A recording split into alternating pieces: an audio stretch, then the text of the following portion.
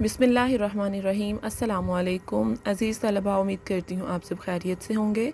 प्यारे बच्चों, हमने साबका सबक में वर्कशीट नंबर 5 की थी और इस इबारत की पढ़ाई की थी और आपने इस इबारत के मुश्किल अल्फाज की इमला याद की थी। तो आज हम इस वर्कशीट के बाकी सरगर्मियाँ हल करेंगे। हमारी पहली सरगर्मी है सवालात के जवाबात तहरीर कीजिए। प्यारे बच्चों, आप देख सकते हैं कि आपका पहला सवाल है कि बलूचिस्तान की सरज़मीन कैसी है।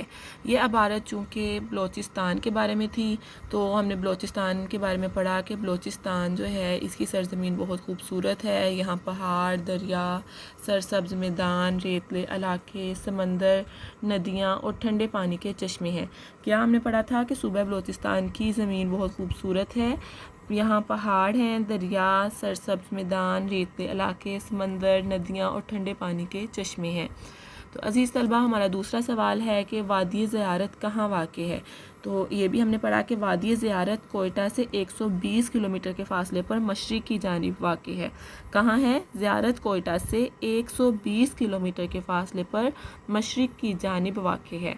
जी, हमारा तीसरा सवाल है कि वादी ज़ियारत का मौसम सर्द क्यों होता है। जी हाँ, वादी ज़ियारत चारों तरफ से पहाड़ों में घिरी हुई है। यहाँ पर हर वक्त ठंडी हवाएं चलती रहती हैं जिससे यहाँ का मौसम काफ़ी सर्द होता है। अब आपको पता चला है कि क्यों ज़ियारत का मौसम ठंडा रहता है, क्योंकि ज़ियारत जो है ये इसकी जो चार दीवारी है यानी कि चारों तरफ पहाड़ ही पहाड़ है। तो इन पहाड़ों की वजह से यहाँ पर ठंडी हवाएं चलती हैं और इन ठंडी हवाएं जो होती हैं ये सर्द मौसम का बायस बनती हैं। इसी तरह हमारा सवाल नंबर 4 है कि ज़ियारत रेजिडेंसी कहाँ वाक़ है। अब ज़ियारत रेजिडेंसी कहाँ वाक़ है? ज़ियारत रेजिडेंसी ज़ियारत में वाक़ है। और ज़ियारत रेजिडेंसी किसे कहते हैं आपको पता है? ज़ियारत रेजिडेंसी वो घर है जिसमें कायद आज़म मोहम्मद अली जिन्ना ने क़याम किया, यानी कि कायद आज़म मोहम्मद अली जिन्ना का जो घर है उसे ज़ियारत रेजिडेंसी के नाम से जाना जाता है। अब आपके आगे सवाल नंबर 5 है कि कायद आज़म ने अपनी ज़िंदगी के आखिरी अयाम कहाँ गुजारे। तो कायद आज़म ने अपनी ज़िंदगी के आखिरी अयाम ज़ियारत रेजिडेंसी में गुजारे, यानी कि जो उनका अपना घर है उन्होंने वहाँ पर ज़ियारत रेजिडेंसी में अपने आखिरी अयाम गुजारे, यानी कि अपने आखिरी दिन गुजारे। तो इबारत पढ़कर ज़ियारत रेजिडेंसी का मंजर अपने अल्फाज में लिखिए। तो इबारत पढ़ने से हमें क्या मालूमात हासिल होती हैं कि ज़ियारत रेजिडेंसी वो जगह है जहाँ कायद आज़म मोहम्मद अली जिन्ना ने अपनी ज़िंदगी के आखिरी दिन बीमारी की हालत में गुजारे। और इसके अलावा आपने ये भी पढ़ा था कि इसमें 4 कमरे हैं। एक इनका कायद आज़म मोहम्मद अली जिन्ना का कमरा था, एक कायद आज़म मोहम्मद अली जिन्ना की बहन का कमरा था और एक कमरा कायद आज़म के डॉक्टर का था और इसी तरह एक कमरा कायद आज़म के खाने का कमरा था। तो प्यारे बच्चों, आपने इसके अलावा पढ़ा कि कायद आज़म के इस्तेमाल की चीज़ों को आज तक हिफाजत से रखा गया है, कि इस घर में कायद आज़म की जो चीज़ें जो कायद आज़म इस्तेमाल करते थे उनको आज भी हिफाजत से रखा गया है। और इस इमारत में कायद आज़म की एक दीवार पर बड़ी और मुस्कुराती हुई तस्वीर भी मौजूद है। यानी इस घर में अगर हम जाएँ तो हमें 4 कमरे मिलेंगे और कायद आज़म की इस्तेमाल शुदा चीज़ें भी मिलेंगी देखने के लिए। और इसके अलावा हमें कायद आज़म की एक मुस्कुराती हुई तस्वीर हमें वेलकम करेगी, यानी खुश आमदीद कहेगी।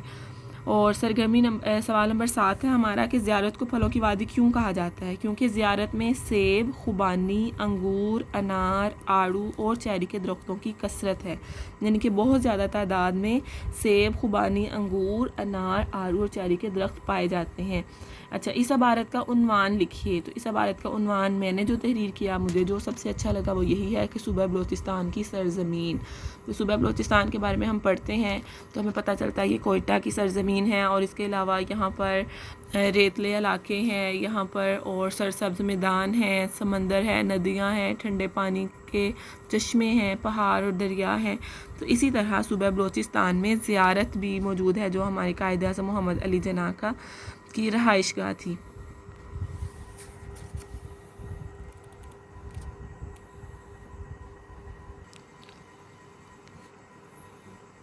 अज़ीज़ तलबा, हमारा सवाल नंबर 9 है, सरगर्मी नंबर 9 है कि इबारत के कोई से 4 मुश्किल अल्फाज के मायने लुत्फ़ से देख कर लिखिए। यानी हमने इस इबारत में से कोई से 4 ऐसे अल्फाज तलाश करने हैं और फिर उन अल्फाज को हमने तहरीर भी करना है। जैसे पहला लफ्ज़ है सरज़मीन। तो सरज़मीन के मायने क्या है? ज़मीन की सतह।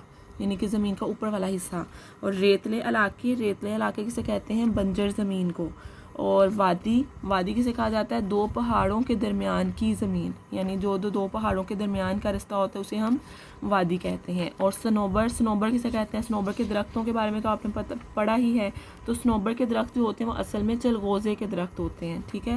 اور عبارت میں سے کم از کم 5 حروف ربط تلاش کر کے لکھیے۔ اچھا، حروف ربط کسے کہتے ہیں؟ حروف ربط سے مراد ہوتا ہے ایسے الفاظ جو اسموں اور فعلوں کو جوڑنے کے لیے استعمال ہوں۔ تو وہ کون سے الفاظ ہیں؟ کاف الف کا، کاف یہ کی، کاف کو، کاف بڑی اے کے، اور سین بڑی اے سے۔ یہ وہ الفاظ ہیں جو اسم اور فعل کو جوڑنے کے لیے استعمال ہوتے ہیں اور ہمیں کچھ نہ کچھ معنی دیتے ہیں، یعنی کہ رابطے کے لیے استعمال ہوتے ہیں۔ ہماری سرگرمی نمبر 11 ہے کہ عبارت میں جن پھلوں کا ذکر آیا ہے ان کے نام لکھیے۔ تو یہ ہم نے پہلے بھی ایک سوال کیا ہے، عبارت میں جن پھلوں کا ذکر آیا کون سے ہیں؟ سیب، خوبانی، انگور، انار، آڑو اور چیری۔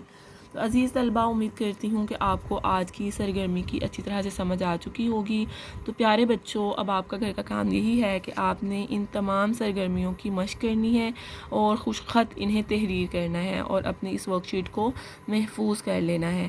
تو اب اگلے سبق کے ساتھ دوبارہ ملیں گے، اپنا خیال رکھیے، اللہ حافظ۔